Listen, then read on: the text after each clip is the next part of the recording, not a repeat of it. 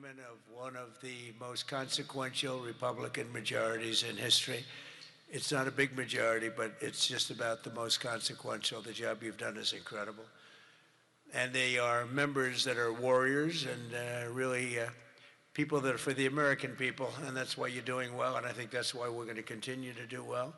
We're fighting a little tradition, you know, historically the person that wins, Democrat or Republican, wins the presidency. For whatever reason, it doesn't work out, but we've done a lot. I don't know, I think we had the best first year of any president ever, and that includes you. You came along with me, and you made it happen. So with your help and hard work, we're making America great again, and we're doing it much faster than we thought, and it's better, stronger, and our country is doing really well. I mean, at a level that nobody thought. We took a little excursion because we felt we had to do that to get rid of some evil. And I think you'll see it's going to be a short-term excursion. How good is our military, right? Amazing. How good. Short-term. Short-term. Thank you. They're great. You know, we all together, in my first term, we rebuilt our military.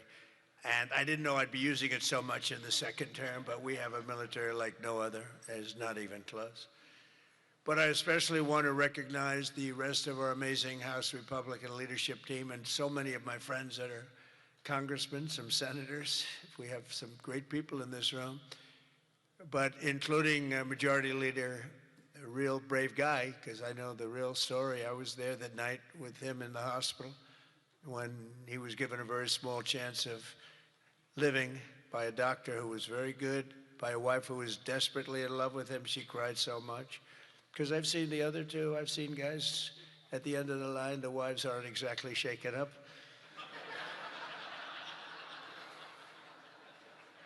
When they don't cry, when they have no tears or any sign of tears, this is not a good sign of a great marriage.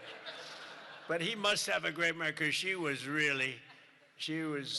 just devastated. She was going to lose her guy. But it worked out that the doctor said more blood was put into him than he's ever seen. He was in big trouble. I looked at him that night and I said goodbye to him, but he made it. He was brave, and look at the way he fought back from so many different things. Steve Scalise.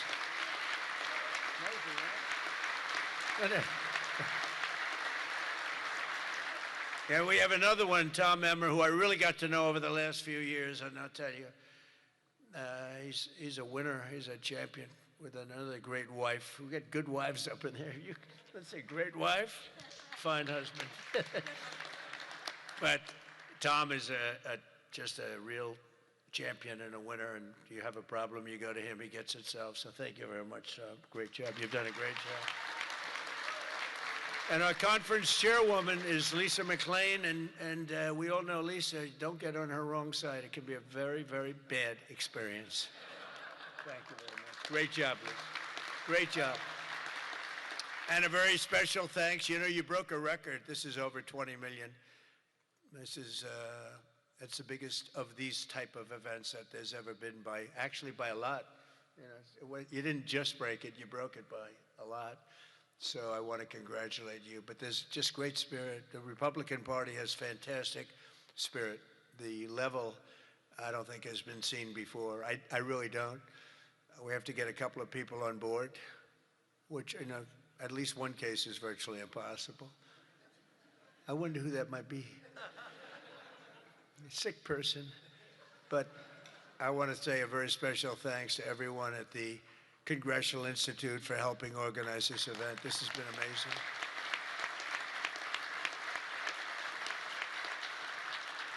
And over the past 9 days, we've been reminded of how vital our Republican majorities are. And it's, you know, it's America's future. We're really fighting because these people, you saw the other night at the State of the Union, you saw these people. They wouldn't stand for a mother who just lost her daughter by having her throat slit from behind. They wouldn't stand for the helicopter pilot who just got the Congressional Medal of Honor for landing safely in Venezuela, a helicopter with a lot of soldiers on that, lot of soldiers on that helicopter. And he was able to land it safely, and his leg was practically ripped off. And for those people that know about helicopters, you land them pretty much with your legs, right, Tom? You land him with the legs, and he was in bad shape, and he got it. He got that. Not only landed, he landed in exactly the right spot at exactly as blood was pouring down the aisle, which didn't make all of those soldiers in the back feel too good. They're looking at a pilot who's bleeding out. But they didn't want to stand for that. They didn't want to stand for a 100-year-old soldier who had left a legacy of bravery. Everybody talked about it for years, and it was time for him to get the Congressional Medal of Honor. They didn't want to stand for him. There's something wrong with those people, and we can't let them ever be in a position where they can lead this country again or destroy this country again, because we almost lost this country. This country was close to being lost.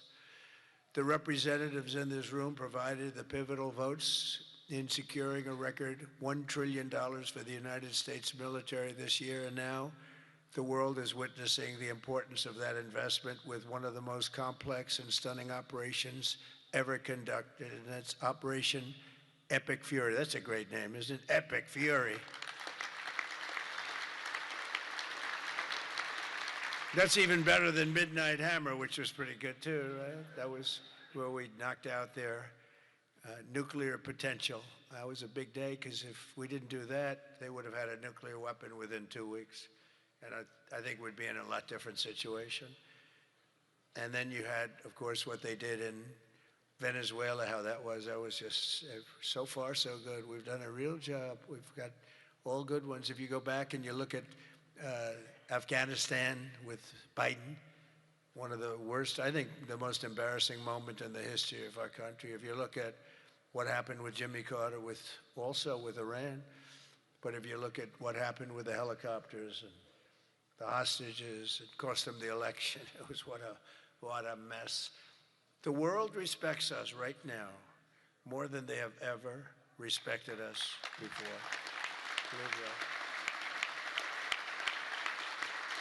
And because of Republicans, you people in Congress, the United States has by far the strongest and most powerful military on the face of the earth. We're the strongest military anywhere on the earth, and now everybody understands it.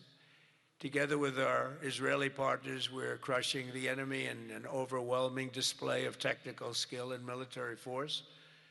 Iran's drone and missile capability is being utterly demolished. The Navy is gone. It's all lying at the bottom of the ocean. 46 ships, can you believe it? In fact, I got a little upset with our people. I said, what quality of ship? Excellent, sir.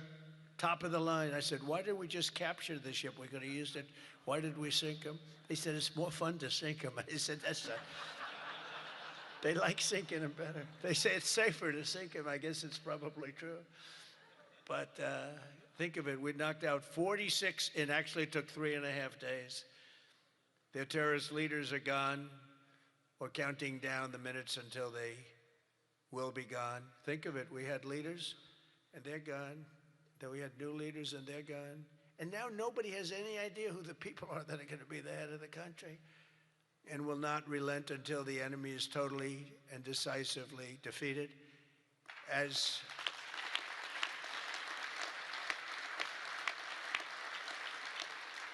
And remember, Iran did so many bad things.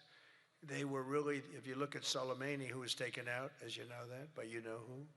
But if you look at Soleimani, the father of the roadside, you call it a roadside bomb because most people don't understand the different terms. It was where they plant bombs in roads. As you drive by, happily drive by, the bomb goes off, and no matter how strong the armament, it just kills the people. Or you lose your arms, legs, and face. And those bombs got worse and worse, and he got happier and happier, and we took him out.